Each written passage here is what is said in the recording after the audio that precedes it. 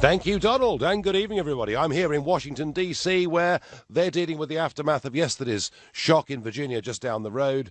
And indeed, we're now told that Congressman Scalise, who was shot by this political activist gunman, is in a very serious condition. At home, of course, everything is completely dominated by the horrendous events in the Grenfell Tower yesterday. As you will have heard on the news, the official death toll at the moment is 17. We're told it will rise significantly. We don't know quite how far. And we have had some reactions from the main political leaders today. Indeed, this is what Theresa May, our Prime Minister, said was the first step she would take. Right now, people want answers, and it's absolutely right. And that's why I am today ordering a full public inquiry into this disaster. We need to know what happened. We need to have an explanation of this. We owe that to the families, to the people who have lost loved ones, friends, and the homes in which they lived.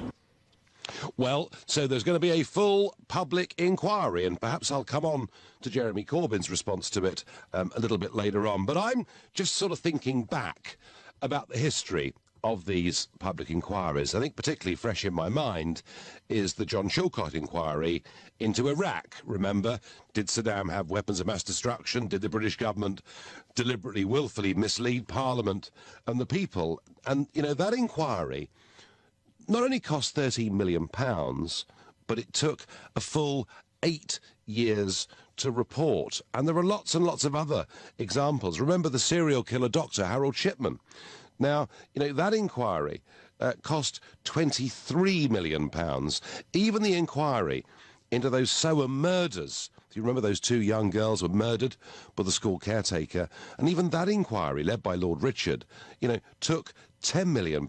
And I could go on and on and on. I could talk particularly about Northern Ireland, about Bloody Sunday, about costs there running into the hundreds of millions of pounds. And we're still having inquiries 30 years after the events. And I just wonder, is really a public inquiry what we need? And I'm not going to get penny pinching about the cost, but how long will it take to set up a public inquiry? How long will it take to conclude? Don't perhaps people want something just a little bit more decisive than that? So is it worth the time? Is it worth the money? Is it the right thing to do? And if you think it is a waste of time and money, then call me on 0345 6060 973. Or if you think, no, it's absolutely the right thing to do to establish the truth and try and stop it happening again, then of course you can text on 84850. You can also tweet using @LBC with the hashtag Farage and LBC, and of course we're live on LBC's Facebook page now. Anthony in Merson, you're my first caller this evening. Hello. Hello. Do you think Theresa May is right, and that a public inquiry is the way to go forward? Well, a caller earlier on with Ian Dale was talking about how a public inquiry in relation to Hillsborough went on for, 20-odd years, I think he said, and still they haven't really got any results. So I think, there should be a public inquiry into public inquiries in that respect. But I think while you're in America, why don't you get some of the good old-fashioned grand jury dusty books out from the libraries over there and just see if we can maybe have a grand jury investigate this, as opposed to going back to Mr. Legal Government saying, can you sort out your legal problems, please, Mr. Legal Government? Wow. Well, that's a very, very interesting point, Anthony, because here, when there's a congressional committee on something or a grand jury into something, they effectively have about the same power as a court. They can subpoena people. Yeah, they are. They can subpoena people to appear before them. And I often get the feeling that our parliamentary committees that we have in Westminster are talking shops, whereas here they are the real deal. And Anthony, I think, actually we could we not, if we had the powers vested in our elected MPs, we could do this a damn sight more quickly than any public inquiry would ever provide any evidence. Well, that's the whole point. You're supposed to have speed and swift, justice should not be delayed or denied. And I think, if people actually realise how to access the court system so that they could set up Farage Court, for example, that can exist, and actually independently investigate, you could head the grand jury and then get the people in to fairly issue out orders and get people to come to court. There's nothing special about a court. So would it be fair to say, Anthony, that you think what Theresa May has said is just too little and it will take too long? It's like asking the independent police complaints people to investigate the police. It's their own body set up to investigate their own boys. Get it out of the government. People who aren't registered to vote, who aren't British citizens, set up a court of record and a grand jury, and you'll sweep the board of these people, and ultimately the people who account will ultimately pay the price. Anthony, that's a very positive suggestion for my first call this evening, and I thank you. Joe is calling from Kensington. Joe, are you anywhere near the Grenfell Tower? Nigel, yes, well, I am. I live in South Kensington, Chelsea border. But, listen, what a tragedy. And, sure. We need to do something very quick because the casualties will be in the hundreds. And, well, Joe, woe down, Joe, woe down. I mean, in fact, the last statement from the Met Police suggested that it may not even reach 100. But either way, it's a lot of people, yeah? Let's just agree on that. All right. And we need to have a quick, incisive inquiry, which I think you should be involved in, because you could lead it very, very well. And people need to be brought to account. Kensington and Chelsea councillors, the management company, and the contractors. And I want to see within a year more than a handful of people going to a jail for a long, long time. So do you feel, Joe, in keeping with Anthony, our first caller this evening, that frankly what Theresa May has offered thus far simply isn't good enough? No, it's not. No, it's too weak and simplistic. I think you should take charge of this. Well, Joe, listen, I mean, I have no expertise on fire, hazard or disaster, but, you know, I can get things done in life. If they ask me, I would happily do it, Joe. Joe, thank you. Another caller there, you see, thinking that actually the Prime Minister calling for this inquiry, and Hillsborough's been mentioned, and I talked about Soham, and we could go on and on and on and on and on. And look at these public inquiries that take years, cost vast sums of money, and I think don't actually change anything. Now, if there's somebody out there with expertise of one of these inquiries, please ring up and tell me I'm wrong, and that in the past, sometimes, these inquiries have really not just drilled down to the root of the problem, but actually solved things and made them better. I'm all ears, because I am very sceptical about this process indeed, as were our first two callers. I wonder whether Verity in Newmarket has a different approach. Hi there. I think that it's been quite a quick decision for them to come out and say that there needs to be a public inquiry. I think I agree, probably for the most part, of why they have said there needs to be one. But I think that it's not really the financial side of things that should be talked about at the moment. And I think the conclusions will have to be reached very quickly. It cannot be the case that a public inquiry for something like what happened, over the past couple of days goes on for years and years and years, which does happen with a lot of public inquiries. And the cost, obviously, they can be astronomical and still not reach any conclusions. But I think the main purpose of why it needs to be carried out is that the people that have lost their lives and the families and the people that have lost their homes do have, they have the answers and they have, something to take from how it happened and why it happened. It shouldn't have happened in this day and age. I work in the property industry. It should just not have happened. No, Verity, I'm afraid your line is very poor. No, the point you make is right. There does need to be a deep drilling down into what happened, but Verity, I would suggest, and I think other callers feel the same, and you do too, that something else needs to happen and on a rather more speedy basis. There are a lot of people in this country living in high-rise blocks that were built in the 1960s and 1970s, all of whom I'm sure are feeling a little bit uneasy today. Verity, I thank you.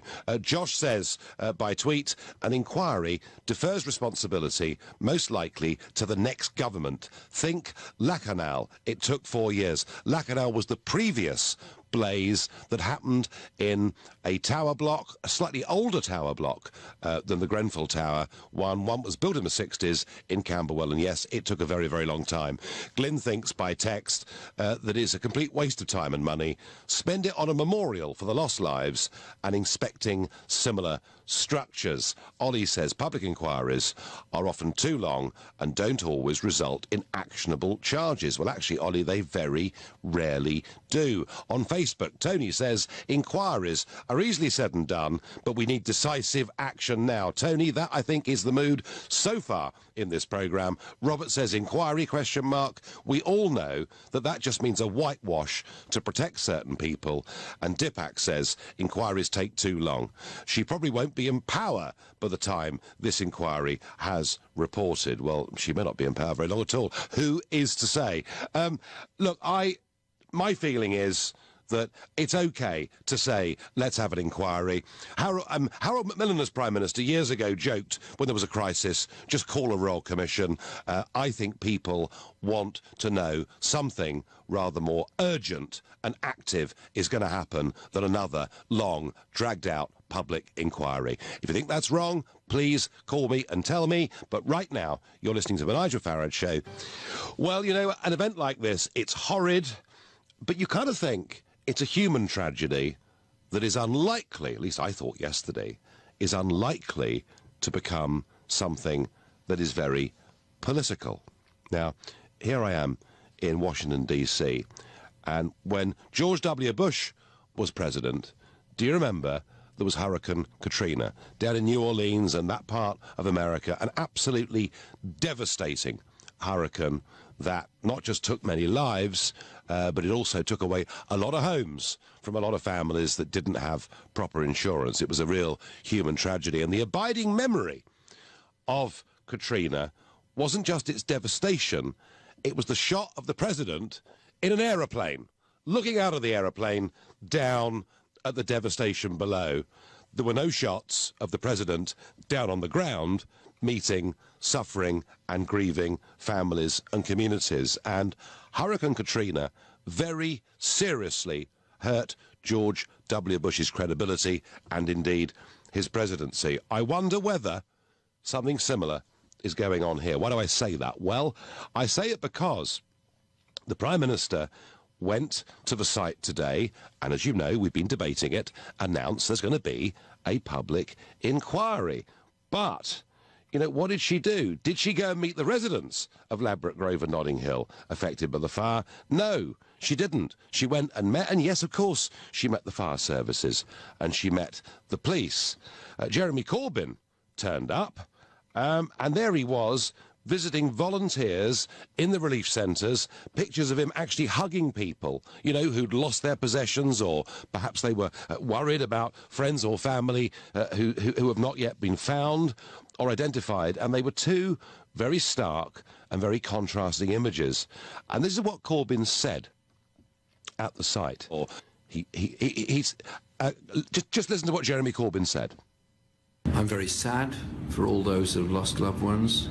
I'm in deep sympathy for those that are going through the grieving process, and I reach out to those that are now going through the trauma of wondering what's happened to their loved ones, because the bodies have not all been recovered. 17 are known to have died, and there will be others. But I also feel very, very angry.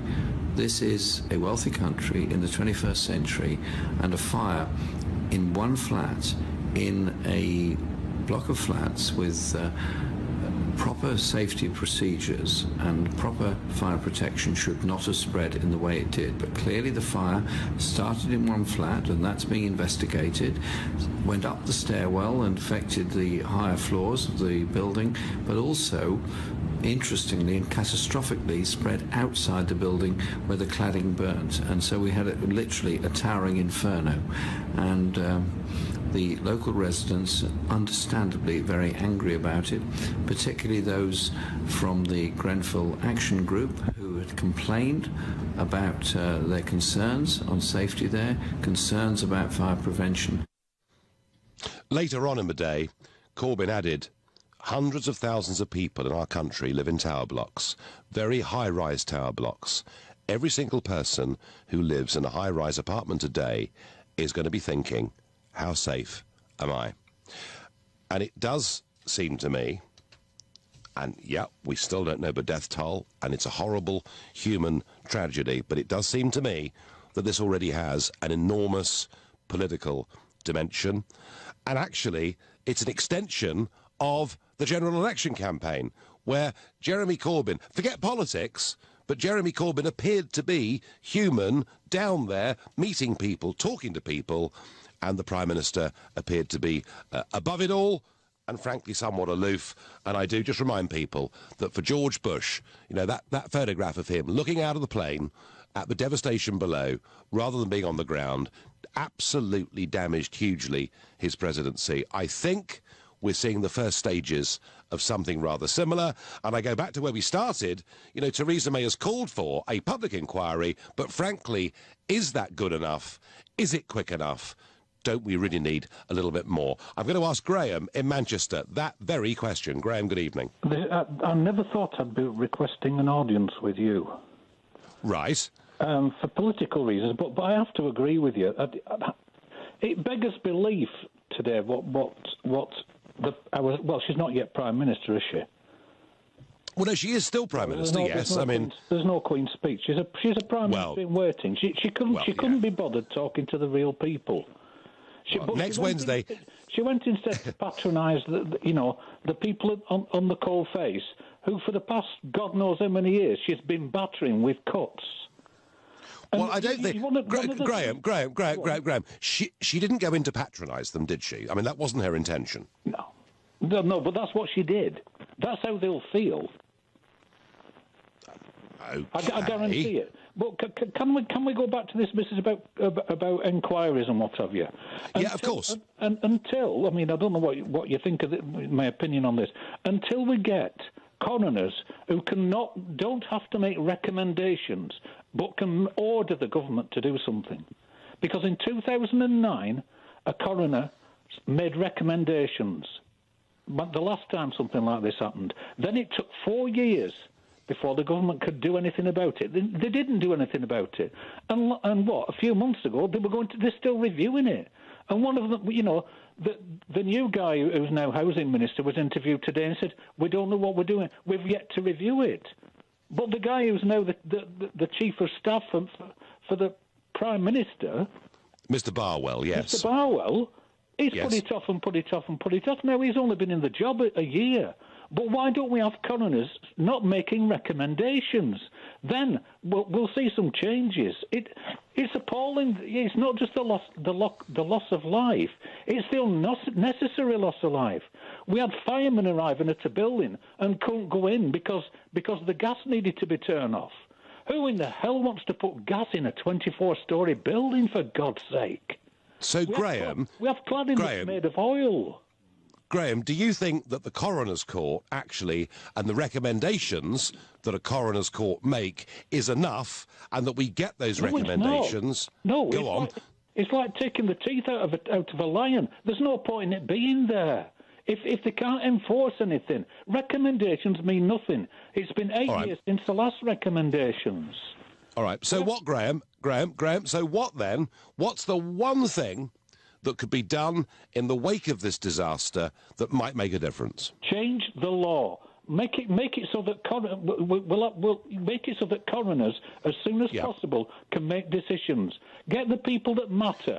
But through what forum, Graham? Through a coroner's court, as soon as possible. Fine. Okay. You only need one body for a coroner's court. You could do it on one case and say that the rest will be covered by this because the circumstances are exactly the same. You have people who run that organisation that manage that building. The top boys are on £150,000 a year, and they've been conspicuous by their absence. And we have people, it's a bit like, I call it, what was it, George? Somebody once said about we are lions led by donkeys. These people have gone and volunteered. I live up in Manchester. I'm a carer. I can't get down there to help. But my heart's with all those people because these people are heroes. These people are led by donkeys.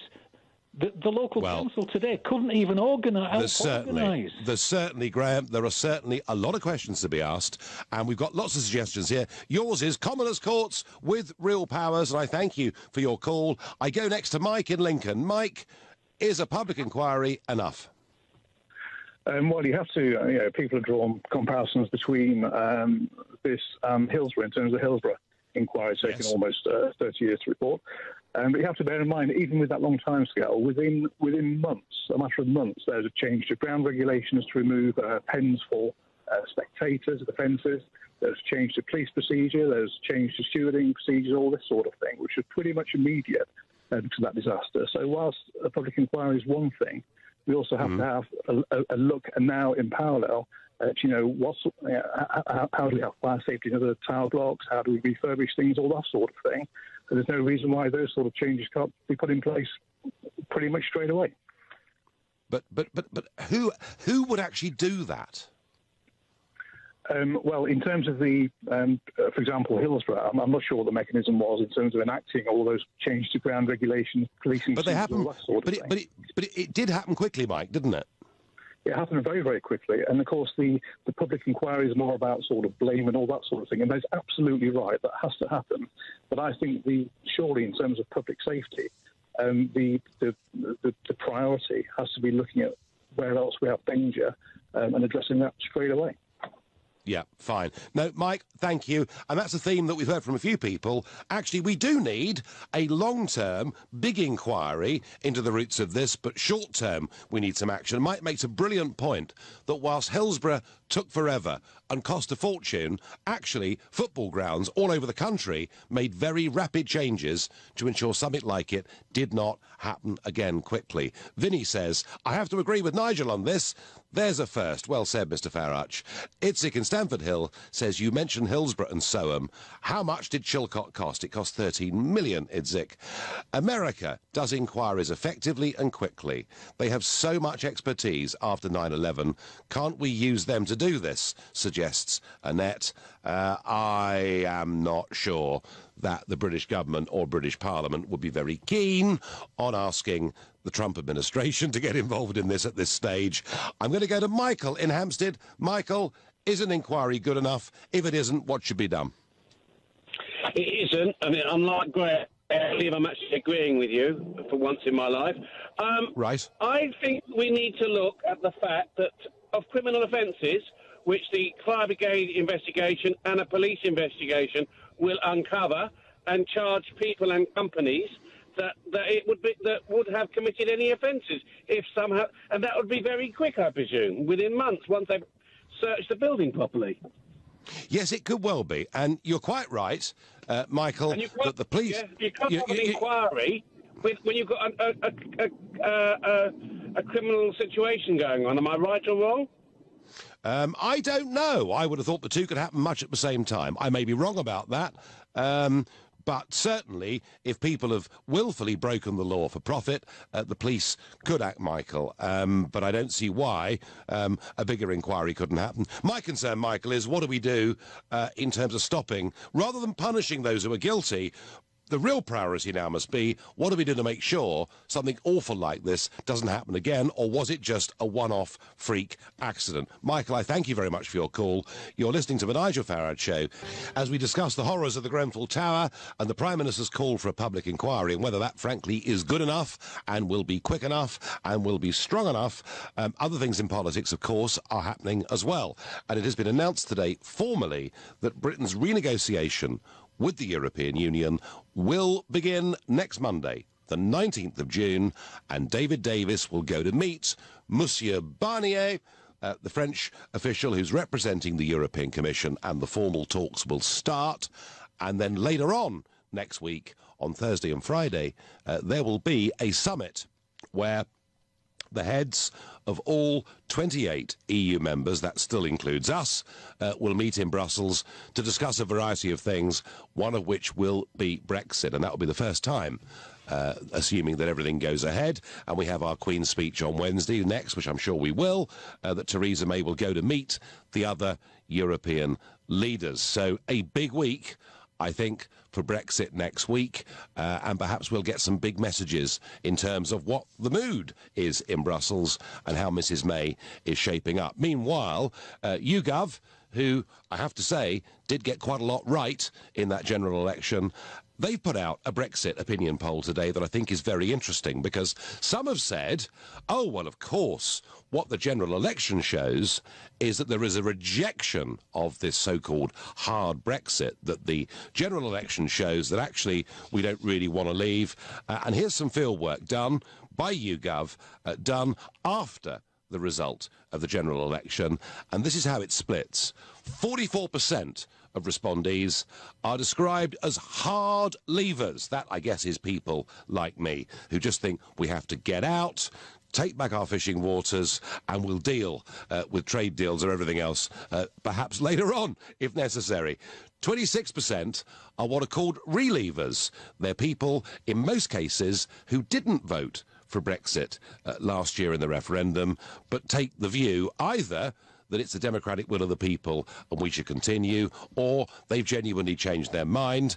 21% are what will be called hard remainers, and that basically is your kind of Lib Dem and perhaps your Tony Blair opinion, which is that the referendum result was a disaster and we simply have to try and change it. And 9% don't know. So 70%, this is even higher than polls we talked about a month or two ago. 70% of Britons now think Brexit must be enacted. So the one thing for certain is that on this vital issue of Brexit, the general election has not changed anyone's minds at all. In fact, if anything, there's an even bigger percentage who want the government to get on with it. And yet we have a parliament that I think on Brexit, is beginning to look a little bit wobbly. But back to our main talking point, back to the horrors of Grenfell Tower, the call for a public inquiry, and indeed the body language and mood music of the leaders of our two main parties there at the site today. I'm going to ask Gary, who comes from Caiston in Norfolk, what he thinks. Gary, good evening. Good evening, Nigel. In 2009, after a fire in a tower block, I think very, very close by, a series of recommendations landed on the desk of government ministers. This is, 8 years ago? Yes, that was in Gary, that was in Camberwell. Yes. And 6 people died, and you're quite right. Yeah. You're quite right. There were a series of recommendations made. Yeah. So what do we do? Do we actually launch a full-scale inquiry that's going to take 10 years and cause people complete pain and heartache over that period of time at a cost of 13 million? Or do we sack the minister who's currently responsible, who sat on his hands, who sat on this report, done absolutely nothing, and take the risk that he may sue for a smaller amount than that? Do you know what I do to appease the people? And I'm not, by any stretch of the imagination, sort of a Labour voter. I'm a traditional Tory voter. I'm thinking of seriously switching my vote. This is unbelievable. Do not dust this into the long grass. There are parents who have thrown their children out of a tower block while they've burned. These people should be falling on their sword, Nigel, right? This is what you do in public office. If you get things badly wrong, where lives are lost, you fall on your sword. You don't clutch at every opportunity of power. This guy lost his job in Croydon. He's gone to a position in government. Fall on your sword, remove yourself, appease some of the people. That's the start, and then we can look at the issues falling there. Otherwise, there's going to be serious problems in this country, and I will join any group who wants to go out and protest against this, even not being a non-traditional voter in that way, because this is just unbelievable. So, Gary, this has really made you very angry indeed, hasn't it? Yeah, it has. It has made me incredibly angry, because the government should be reacting in the right way and not trying to dust this under the carpet. No. I mean, and you've seen, in your lifetime, other tragic events, because they happen. But, I mean, does something about this feel worse, Gary, than things you've seen before? Well, it does, because, you look at the pictures and it looks like something that happens in another country, not happens in a country which is supposed to be the third or fourth richest country in the G8. I think it's something that happens in countries which have poor infrastructure. How have we let places like that have a lack of investment? How have we ignored regulation on safety? How have we put cladding up, which has appeased the rich people in Kensington, potentially, versus putting in safety devices? And why didn't the fire alarms work, Gary? To me, I just simply... Why don't you have any sprinklers? I know. There are lots and lots... Lots of reasons.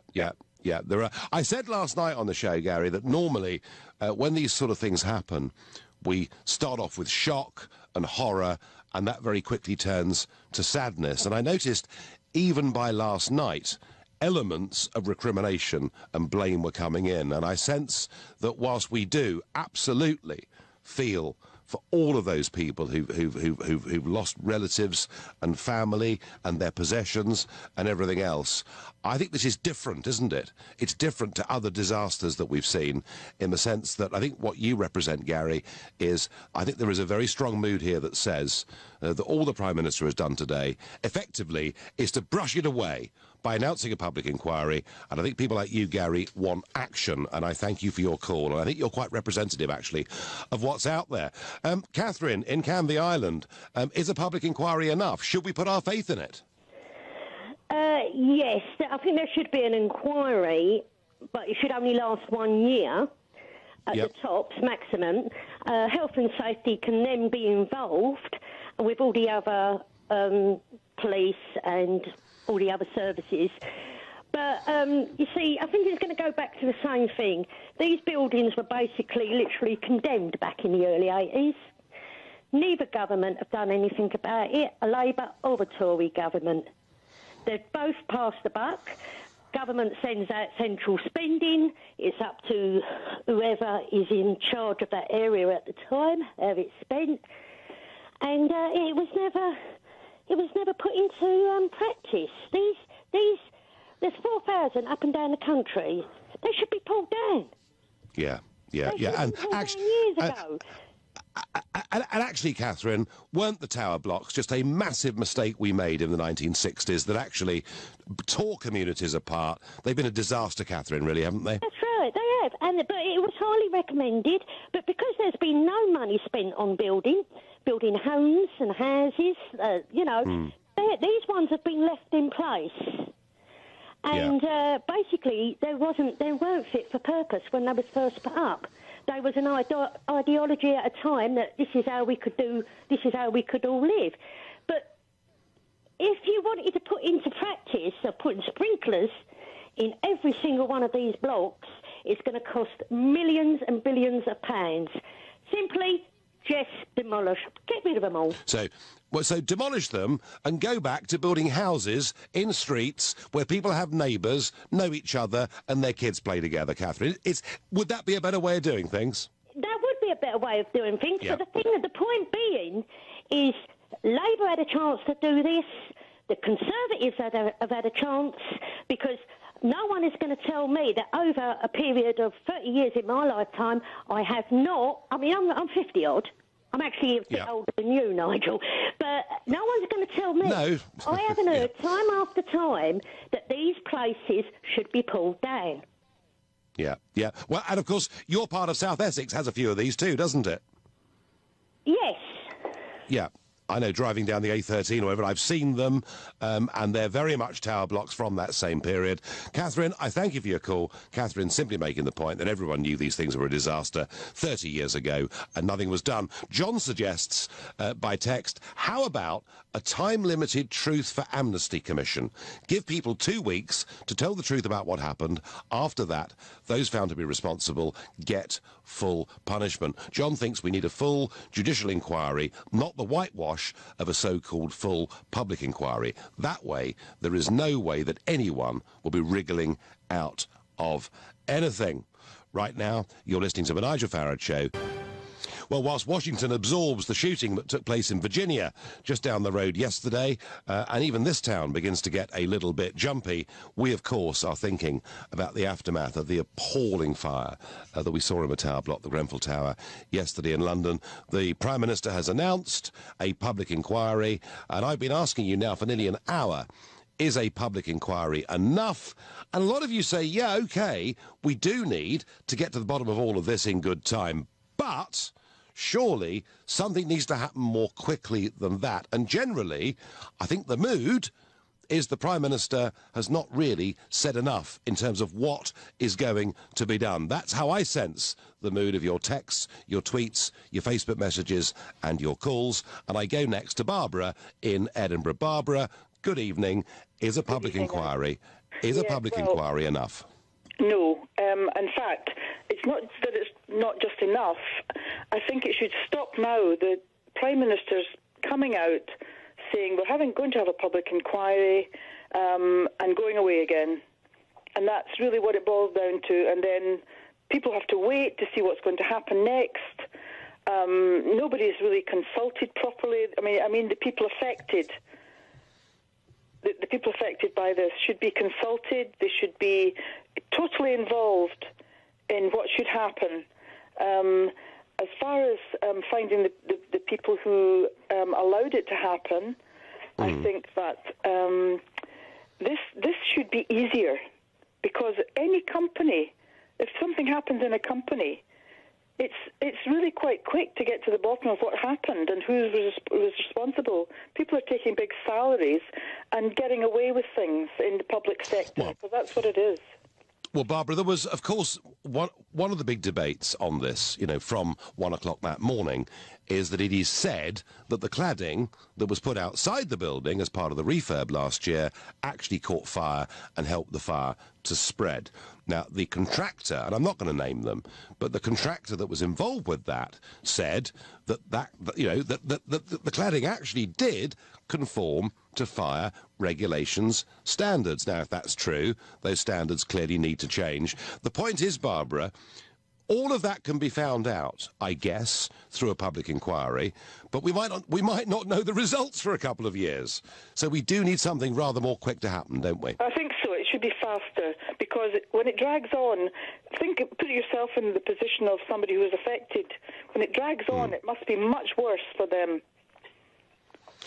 Yes, because I think, it's very difficult to put ourselves in the position of some of those families today, and they'll be grieving for lost relatives, friends, neighbours, their possessions, goodness knows, lots of different reasons that people will feel sad. But I'm quite convinced that if you'd been through something like this, one of the things that you'd want, Barbara, is for this not to happen to somebody else.